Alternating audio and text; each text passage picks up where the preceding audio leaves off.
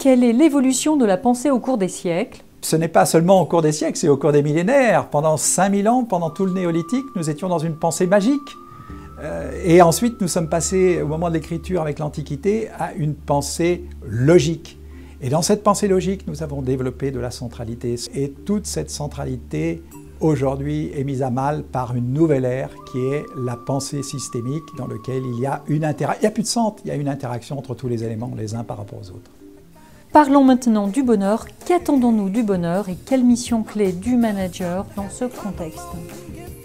Ah, le bonheur du vieux français E-U-R, qui veut dire croître, nous amène à passer du bonheur d'avoir au bonheur de vivre et au bonheur d'aimer.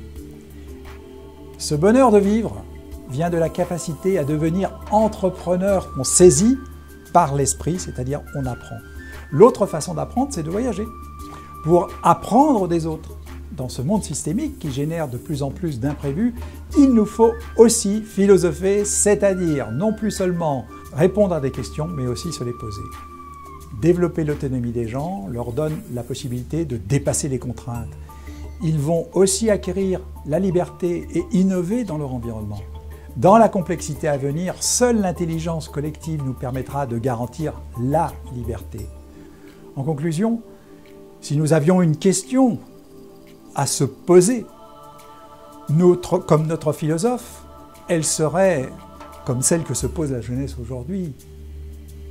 Non plus la question du comment, mais celle du pourquoi. Cette génération porte très bien son nom, génération Y.